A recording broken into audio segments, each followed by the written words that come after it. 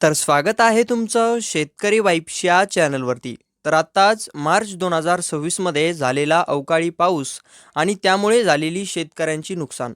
या नुकसानीसाठी आता या 19 जिल्ह्यातील शेतकऱ्यांना नुकसान भरपाई मदत ही मंजूर करण्यात आलेली आहे आणि ही मदत शेतकऱ्यांना देण्याबाबत जी-आर हा आलेला आहे. तर या जी-आरमधून आपण या मदतीविषयीची सविस्तर माहिती ही जाणून घेणार आहोत, की ज्यामध्ये 19 जिल्हे कोणते आहेत, शेतकरी संख्या किती आहे व वितरित करण्यात येणारा निधी हा देखील किती आहे याविषयीची माहिती. त्यामुळे हा व्हिडिओ शेवटपर्यंत नक्की पहा आणि माहिती आवडल्यास आपल्या चॅनलला सबस्क्राईब करून या व्हिडिओला एक लाईक नक्की करा.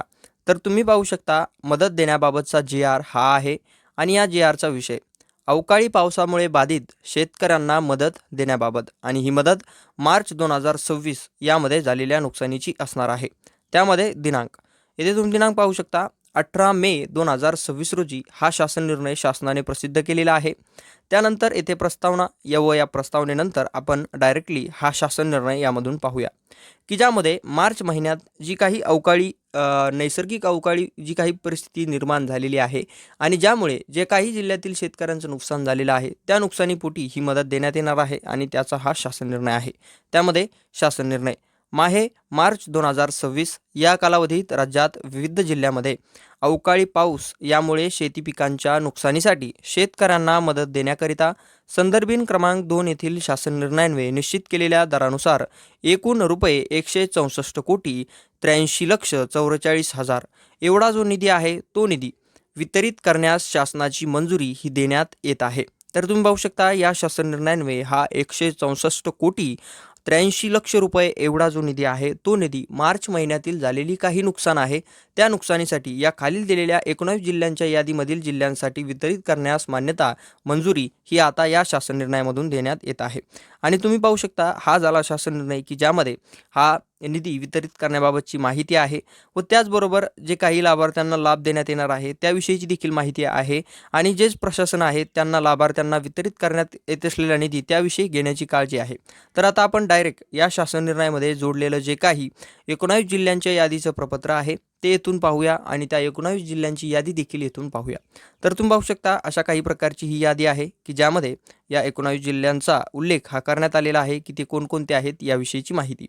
त्यामध्ये दिनांक 18 मे 2026 सोबतचे विवरणपत्र, की ज्यामध्ये येथे सुरुवातीला ब्रॅकेट जिल्हा, त्यानंतर येथे कालावधी सर्व जिल्ह्यांसाठी सेम म्हणजेच मार्च 2026 हा असेल. त्यानंतर प्रस्तावाचा दिनांक व बाधित शेतकरी संख्या येथे आहे.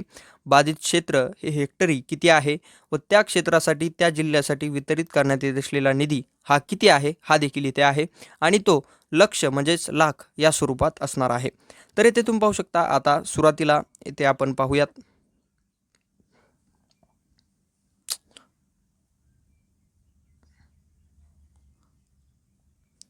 तर सुरुवातीला तुम्ही पाहू शकता सांगली जिल्हा आहे, विभाग पुणे आहे, कालावधी सेम, बाधित शेतकरी संख्या ही 3117.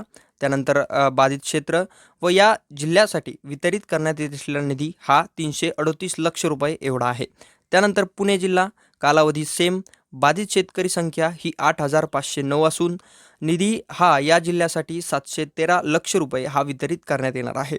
त्यानंतर नागपूर जिल्हा कालावधी सेम, बाधित शेतकरी संख्या ही 250 असून या जिल्ह्याकरिता 25 लक्ष रुपये हा निधी वितरित करण्यात येत आहे, मंजूर करण्यात येत आहे. त्यानंतर चंद्रपूर, कालावधी सेम आणि बाधित शेतकरी संख्या ही 846 आणि वितरित करण्यात म्हणजेच मंजूर करण्यात आलेला निधी हा 75 लक्ष रुपये या जिल्ह्यासाठी असणार आहे. त्यानंतर आता आपण पुढील जिल्हे, त्यामध्ये सिंधुदुर्ग, कालावधी सेम, बाधित शेतकरी संख्या येथे तुम्ही पाहू शकता 221 व या जिल्ह्यासाठी 12 लक्ष रुपये निधी. रत्नागिरी, कालावधी सेम, त्यानंतर बाधित शेतकरी संख्या 192 हेक्टरी क्षेत्र व या क्षेत्रासाठी या शेतकऱ्यांसाठी मंजूर निधी हा 11 लक्ष रुपये. त्यानंतर नांदेड जिल्ह्यातील बाधित शेतकरी संख्या 496 यासाठी मंजूर निधी 23 लक्ष रुपये. धाराशिव यामधील बाधित शेतकरी संख्या 3315 वितरित म्हणजेच मंजूर निधी 339 लक्ष रुपये. त्यानंतर जालना जिल्हा, बाधित शेतकरी संख्या 2857 व यासाठी मंजूर निधी 252 लाख रुपये. त्यानंतर लातूर, लातूर जिल्हा, या जिल्ह्यातील बाधित शेतकरी संख्या आहे 156 व वितरित म्हणजेच मंजूर करण्यात आलेला निधी 21 लक्ष रुपये. त्यानंतर हिंगोली व बाधित शेतकरी संख्या 498 व मंजूर निधी 45 लक्ष रुपये. त्यानंतर आता येथे छत्रपती संभाजीनगर विभाग, त्यामध्ये अमरावतीमधील बाधित शेतकरी संख्या 475, मंजूर निधी 22 लक्ष.